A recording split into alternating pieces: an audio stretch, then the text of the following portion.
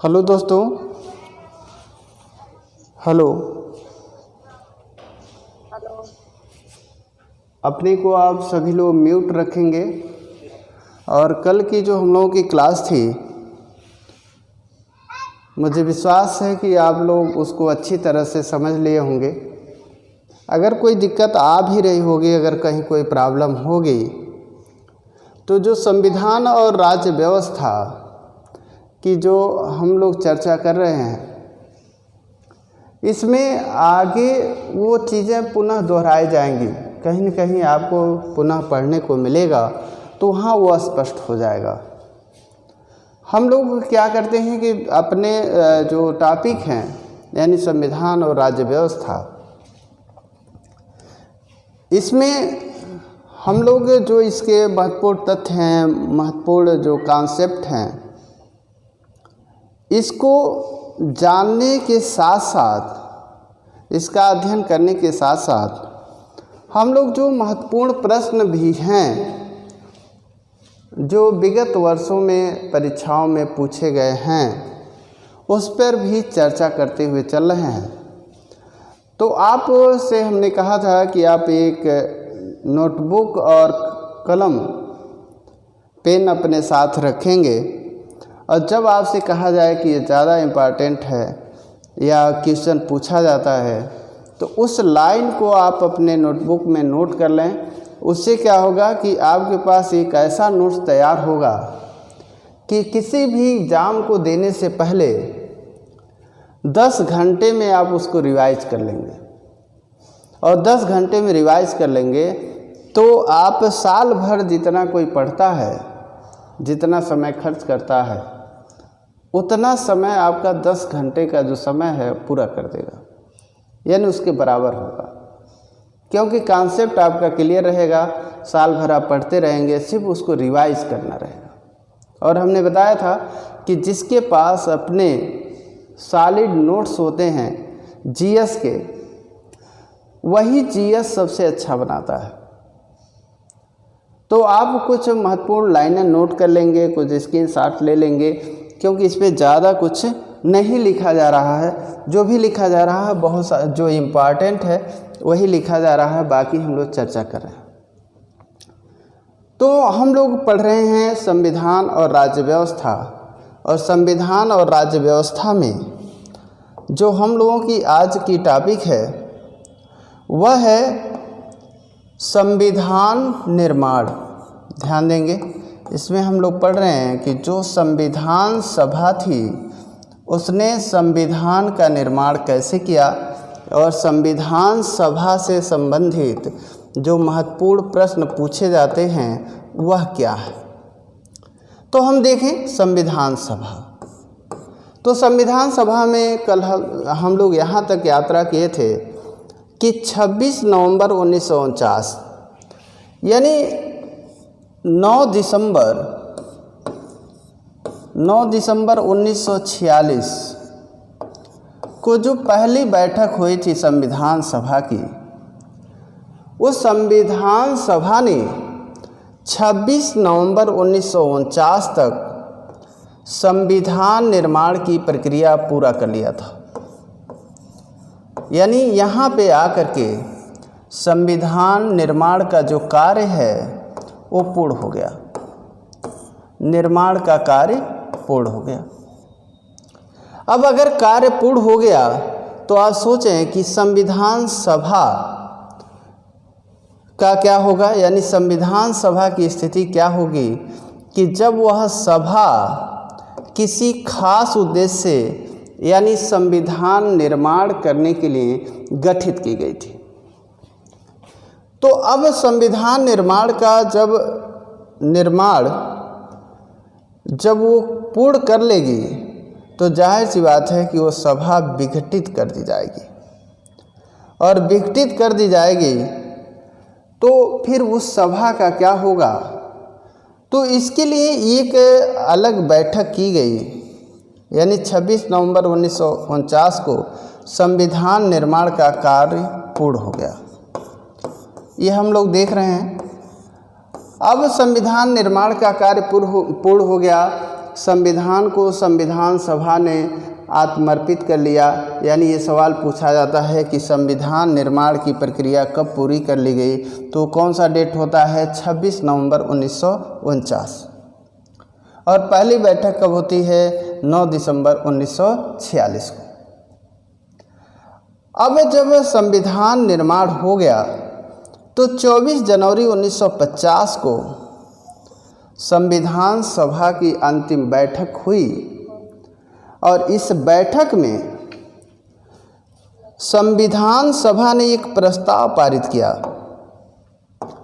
और जो प्रस्ताव पारित किया उसमें ये हुआ कि संविधान निर्माण का कार्य पूर्ण हो गया है, इसलिए संविधान सभा विघटित कर दी जाए। संविधान सभा विघटित कर दी जाए, यानी अब इसे संविधान निर्माण का कार्य नहीं करना है, तो अब इसकी भूमिका भी यानी ये सभा भी स्थगित कर दी जाए, यानी ये समाप्त कर दी जाए। लेकिन यह नहीं हुआ कि सभा के कार्यों को सिर्फ बाधित किया गया, यानी सभा के कार्य को पूर्ण माना गया और ये कहा गया कि अभी चूँकि 26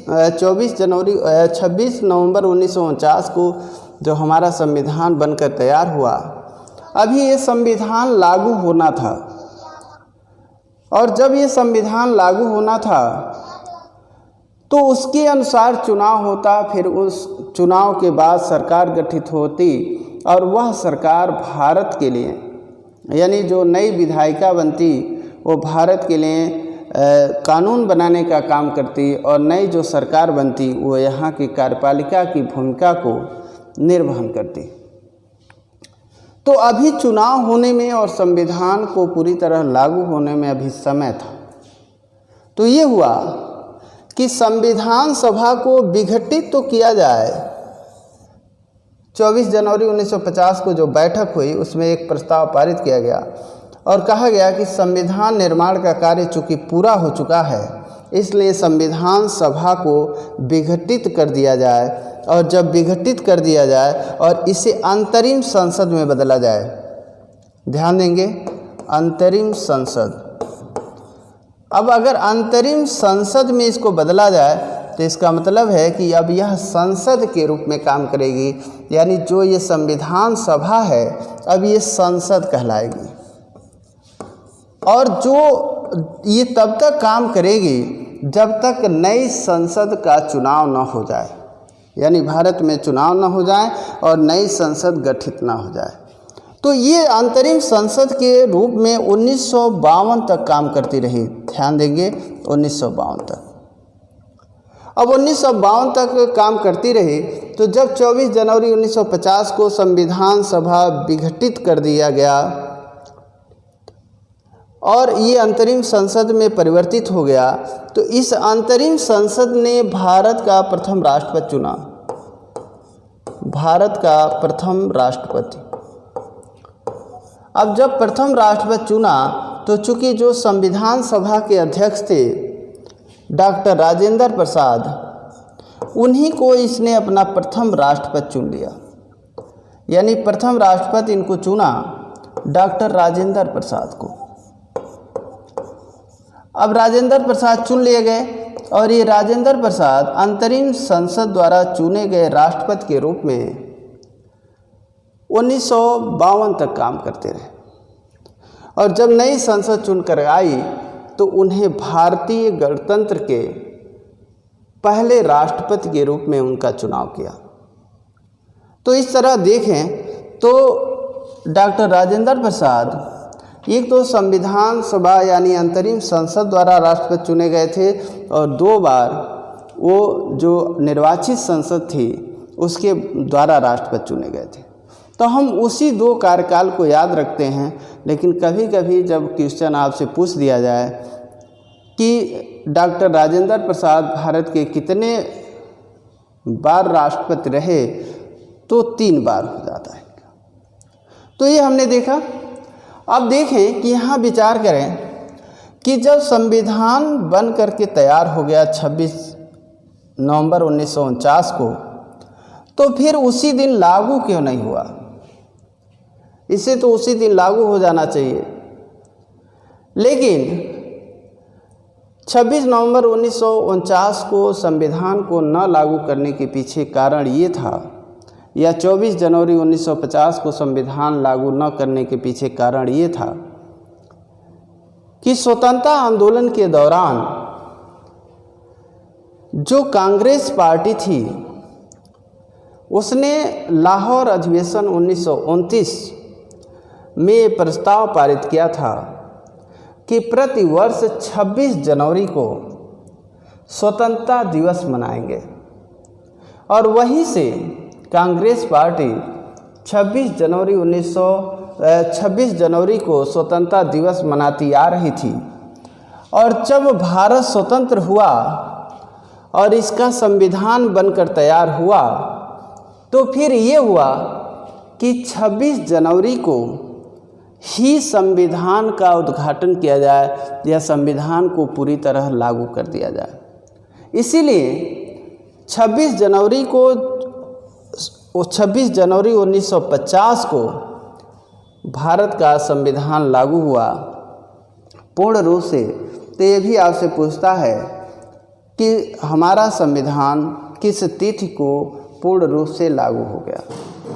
तो ये तिथि कौन सी होती है? 26 जनवरी 1950। अब ऐसा क्यों हुआ?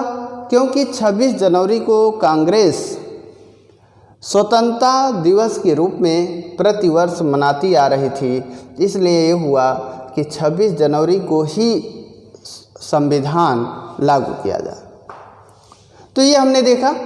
अब थोड़ा सा यहाँ ये देख लें कि जो 26 जनवरी को यानी 26 नवंबर 1949 को जो संविधान बनकर तैयार हुआ, उसमें कितना समय लगा, यानी बनने में समय कितना लगा?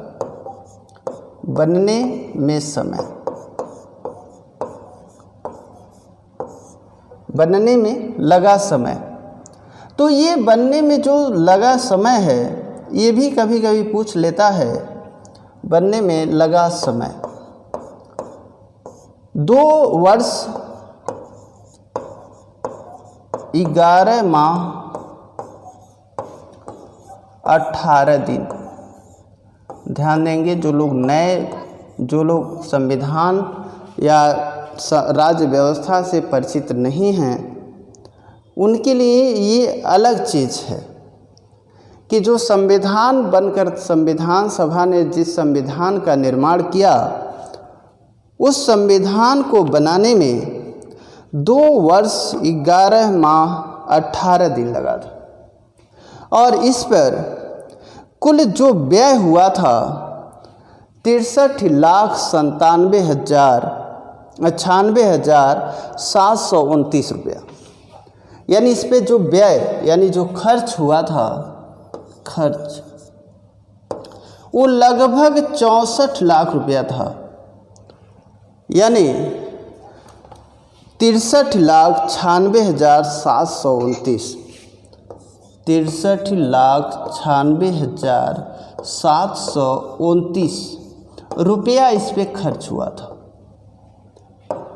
ध्यान दें, यानी जो संविधान सभा ने संविधान बनाया, उसे बनाने में उसे 2 वर्ष 11 माह 18 दिन का समय लगा, और उस पर कुल व्यय 63,96,729 रुपया यानी लगभग 64 लाख रुपया खर्च हुआ। तो ये हमने देखा कि जो संविधान है बन करके वो तैयार हो गया, और कुल जो संविधान सभा के सत्र थे, वो सत्र कितने हमने कल बताया था? 12 सत्र। यानी 12 सत्र में बन करके ये संविधान तैयार हो गया। और तैयार होने के बाद 24 जनवरी 1950 को संविधान सभा विघटित हो गई, और विघटित होने के बाद वो अंतरिम संसद में परिवर्तित हो गई। यानी विघटित से आशय ये है कि जो संविधान सभा अभी संविधान निर्माण का कार्य कर रही थी, उसके कार्यों में परिवर्तन कर दिया गया और उसे संसद की भूमिका दे दी गई। कहा गया कि अब संविधान जब पूर्ण हो गया है तो अब ये संविधान सभा अंतरिम संसद का काम करेगी और जब तक नए चुनाव नहीं हो जाते तब तक यह संसद के रूप में अपनी भूमिका का निर्वहन करेगी। तो इस तरह हम लोगों ने देखा कि संविधान सभा ने जो संविधान निर्माण किया था उसमें कितना समय लगा और कितना खर्च हुआ। अब हम लोग देखते हैं कि संविधान का निर्माण कैसे हो गया, यानी संविधान सभा ने संविधान निर्माण में किस प्रक्रिया का पालन किया था। तो जो संविधान सभा है, संविधान निर्माण के लिए विभिन्न समितियों का गठन किया था। यानी जो संविधान सभा है, संविधान निर्माण के लिए 26 समितियों का निर्माण किया था। संविधान निर्माण के लिए 26 समिति बनाया था और ये जो 26 समितियां थीं,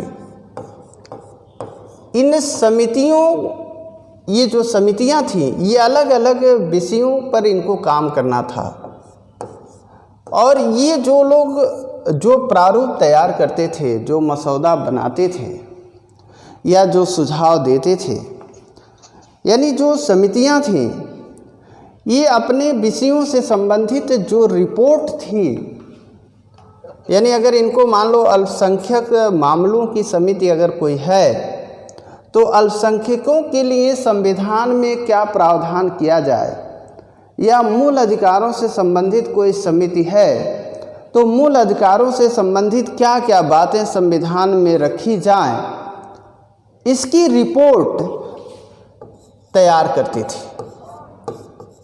रिपोर्ट, और ये रिपोर्ट वह एक और समिति थी जो बड़ा महत्वपूर्ण थी, जिसे हम प्रारूप समिति कहते हैं। प्रारूप समिति, इस समिति को वह अपना रिपोर्ट देती थी और यह प्रारूप समिति उसे संविधान सभा के समक्ष प्रस्तुत करती थी। संविधान सभा के समक्ष। अब जब संविधान सभा में ये प्रारूप समिति रिपोर्ट प्रस्तुत करती थी, प्रारूप प्रस्तुत करती थी, चाहे वो ड्राफ्ट, यानी प्रारूप की इंग्लिश क्या है यहाँ, ड्राफ्ट। तो जो ड्राफ्ट संविधान सभा में प्रस्तुत करती थी तो उसकी एक एक प्रावधानों पर विस्तृत चर्चा होती थी और चर्चा होने के बाद अगर सर्वसम्मत से उस प्रावधान पर सहमति हो जाती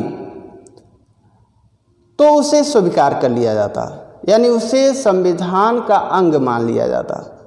लेकिन अगर विरोध की स्थिति होती या वाद विवाद उत्पन्न होता तो फिर वहाँ मत विभाजन होता।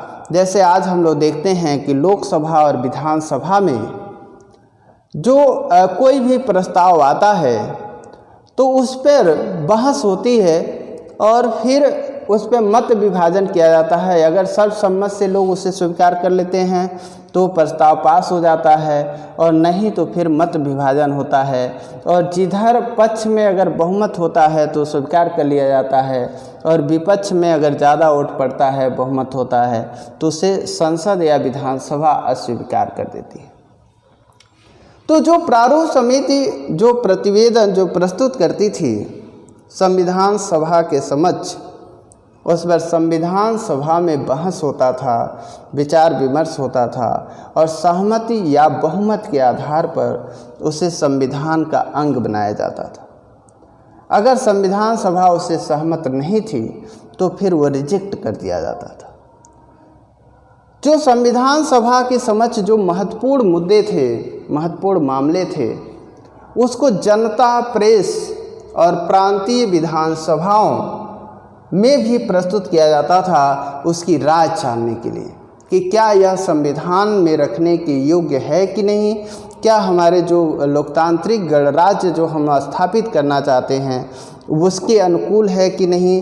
इस पे विचार करने के लिए जो संविधान निर्माण में जो महत्वपूर्ण प्रावधान थे उनको जनता, प्रेस और जो प्रांतीय विधायिका हैं वहाँ भी भेजे जाते थे कि आप भी इस पे अपना विचार दें। तो इस तरह लंबा वाद विवाद और बहस के बीच ये संविधान का निर्माण हुआ था। और संविधान का निर्माण हुआ था तो जब वो पारित कर दिया जाता था, प्रारूप समिति जो रिपोर्ट पेश करती थी, जब वह पारित कर दिया जाता था तो फिर वो संविधान का अंग बन जाता था। तो इस तरह हम लोग देखें कि इसमें जो बहस है यानी जो वाद विवाद है वो बहुत लंबा चला था। और इसी कारण संविधान के निर्माण में यानी उसके एक एक प्रावधानों पर संविधान निर्माताओं ने पैनी नज़र रखी हुई थी और उसकी जो उपयोगिता है, उसके जो दुष्परिणाम हैं या जो भी उससे संबंधित समस्याएं हैं उस पर उन्होंने चर्चा किया, विस्तृत चर्चा किया। और करने के बाद जब उनको लगा कि नहीं यह हमारे लोकतांत्रिक गणराज्य के लिए उपयोगी है यह प्रावधान, तो उसे उन्होंने संविधान का अंग बनने की इजाज़त दे दी। और जब इजाज़त दे दी तो वही काम यानी जो फिर लिखने का यानी ड्राफ्ट तैयार करने का संविधान का वो प्रारूप समिति के जिम्मे था। और ये प्रारूप समिति ही महत्वपूर्ण समिति थी। अब ये पूरा संविधान का जो प्रारूप है यानी जो पूरे प्रावधान हैं उसको उसने लिपिबद्ध करने का काम किया। अब चूँकि लिपिबद्ध करने का काम किया तो इसके अध्यक्ष जो थे डॉक्टर B.R. अम्बेडकर,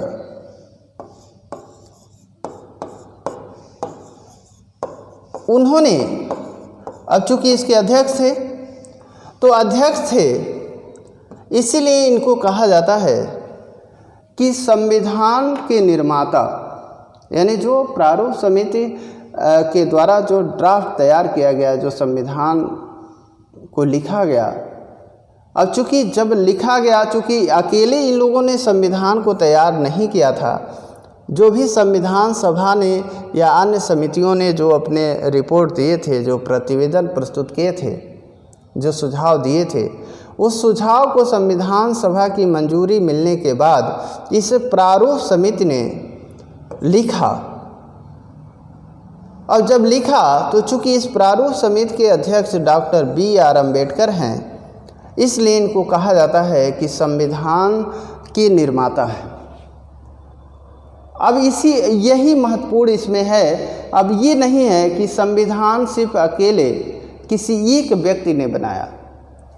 संविधान को बनाने में 389 लोग जो शुरुआती 9 दिसंबर को लोग चुने गए थे, वहाँ से लेकर के जब 284 सदस्य, ध्यान देंगे कि यहाँ पे जो एक चीज़ मैं आपको नोट कराना भूल गया था कि जो संविधान पर हस्ताक्षर हुआ था उस समय 284 लोगों ने इस पर हस्ताक्षर किया था। तो इन 284 यानी अध्यक्ष सहित 284 लोगों की महत्वपूर्ण भूमिका रही। और इन लोगों के जो योगदान है संविधान में, वह आपके प्रत्येक बिंदु पर यानी संविधान के प्रत्येक भाग पर दिखाई देगा। इसलिए संविधान का निर्माण किसी एक व्यक्ति ने नहीं किया, किसी एक समिति ने नहीं किया। संविधान का निर्माण संविधान सभा के प्रत्येक सदस्य और उसके प्रत्येक अधिकारी और जो उस समय जो उसमें सहयोग करने वाले लोग थे, चाहे जनता हो, प्रेस हो, प्रांतीय विधानसभा हो, सबका योगदान रहा। अब चूँकि जो संविधान के लिए जो पूरा जो मसौदा बनाया गया, जो उसके लिए जो प्रावधान तय किए गए, उन प्रावधानों को लिपिबद्ध करने का काम सिस्टमेटिक ढंग से प्रारूप समिति ने किया था। इसीलिए प्रारूप समिति के जो अध्यक्ष हैं डॉक्टर B.R. अम्बेडकर, उनको हम संविधान का पिता कह लेते हैं। तो इसमें कोई विवाद नहीं होना चाहिए, क्योंकि उस समय जो 1950 में जो 1949 में जो संविधान सभा में शामिल लोग थे, बहुत पढ़े लिखे थे, आदर्शवादी थे और बहुत योग्य थे। उनके लिए महत्वपूर्ण नहीं था कि संविधान का निर्माता किसे माना जाए, उनके लिए महत्वपूर्ण ये था कि भारत में किस तरह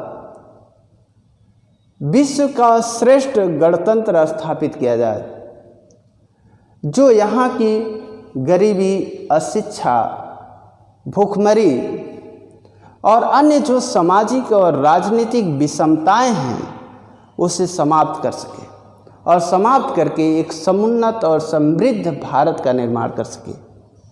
क्योंकि भारत जिस समय स्वतंत्र हुआ एक जर्जर अवस्था में था, चाहे सामाजिक रूप से, आर्थिक रूप से, राजनीतिक रूप से, हर क्षेत्र में विश्व से लगभग में पिछड़ा हुआ था। आर्थिक स्थिति तो बदहाल थी ही, और आप जानते हैं कि जब अर्थव्यवस्था कमज़ोर होती है तो समाज अपने आप कमज़ोर हो जाता है और वह समाज सड़न उसमें उत्पन्न हो जाती है, यानी उसमें जो गतिशीलता है वो अवरुद्ध हो जाती है। इसीलिए मार्क्स का कहना था कि अगर समाज को बदलना है तो अर्थव्यवस्था को भी बदल दिया जाए, क्योंकि अर्थव्यवस्था ही ऐसा है कि जो राजनीति को भी ऊर्जा देती है, समाज को भी ऊर्जा देती है, और आपके कला, संस्कृति, धर्म और दर्शन जो भी अंग हैं समाज के, सबको कहीं न कहीं वो ऊर्जा प्रदान करती है। इसलिए जब संविधान का निर्माण पूर्ण हुआ तो बाद में ये विवाद का विषय बना कि डॉक्टर B.R. अम्बेडकर को संविधान का पिता क्यों कहा जाता है। तो उन लोगों ने इस पर कभी विचार नहीं किया, क्योंकि पूरा संविधान जब आप पढ़ेंगे तो ये उस समय के जो तत्कालीन बौद्धिक समाज है, जो हमारे लीडरशिप है, जो नेतृत्व है, उसके इच्छाओं का ये प्रतिबिंब है। किसी एक व्यक्ति के इच्छाओं का प्रतिबिंब नहीं है, किसी एक व्यक्ति के विचारों का प्रतिबिंब नहीं है। इसीलिए इस पे विवाद नहीं होना चाहिए, क्योंकि डॉक्टर B.R. अम्बेडकर एक योग्य संविधान विशेषज्ञ थे, एक योग्य नेता थे, एक योग्य समाज सुधारक थे। यानी उनका जो योगदान है इस गणतंत्र को मजबूत करने में हर क्षेत्र में आपको दिखाई देगा। और ना ही उन्होंने ये सोचा भी होगा कि जब हमको ये नाम दिया जाएगा तो इसके साथ इसका दुरुपयोग किया जाएगा। इसलिए हमें संविधान निर्माण को देखना चाहिए, ना कि इसके प्रारूप समिति के अध्यक्ष को देखना चाहिए। हम यही B.R. अम्बेडकर के साथ अन्याय कर लेते हैं। यानी इतने महान पुरुष को, जो सिंबल ऑफ नॉलेज के नाम से जाना जाता है, जो कोलंबिया विश्वविद्यालय पर आज भी अंकित है, उसके साथ यहाँ पर अन्याय कर देते हैं। हम एक सीमा में बांध देते हैं। इससे हमें ऊपर उठकर सोचने की ज़रूरत है। और अब हम लोग चर्चा करते हैं कि जो संविधान निर्माण है वो कार्य पूर्ण हो चुका है और 26 जनवरी 1950 को ये लागू कर दिया गया।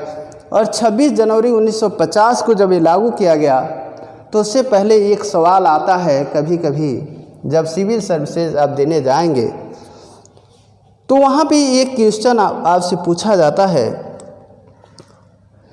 कि 26 जनवरी 1950 को जो संविधान लागू हुआ था वह 26 नवंबर 1949 को, यानी ये बनकर तैयार हुआ 26 नवंबर 1949 लागू हुआ। तो इसके कुछ प्रावधान उसी दिन लागू कर दिए गए। यानी इसके 15 अनुच्छेद इसके लागू कर दिए गए और 4 प्रावधान इसके लागू कर दिए गए। क्योंकि अभी तुरंत संविधान लागू नहीं किया जा रहा था, पूरा संविधान इम्प्लीमेंशन में नहीं आ रहा था। इसलिए ये हुआ कि जो ज़रूरी चीज़ें हैं उसको उसी दिन लागू कर दिया जाए, ताकि कोई समस्या आगे के जो प्रक्रिया है या संविधान को लागू करने की जो प्रक्रिया है वो सुचारू रूप से चलती रहे। जैसे इसके 15 अनुच्छेद लागू कर दिए गए और 4 महत्वपूर्ण प्रावधान संविधान के। जैसे अंतरिम संसद जो हमने बताया, निर्वाचन, क्योंकि निर्वाचन को लागू करने से ये था कि आम चुनाव हो सके, नागरिकता, चूँकि उस समय स्वतंत्र हो चुका था भारत और भारत पाकिस्तान बंटवारा हो चुका था, इसलिए नागरिकता, और संक्रमणकालीन उपबंध। यानी यहाँ हम क्या देख रहे हैं कि 15 आर्टिकल अनुच्छेद लागू कर दिए गए, फिर अंतरिम संसद लागू किया जा रहा है, अंतरिम संसद, नागरिकता,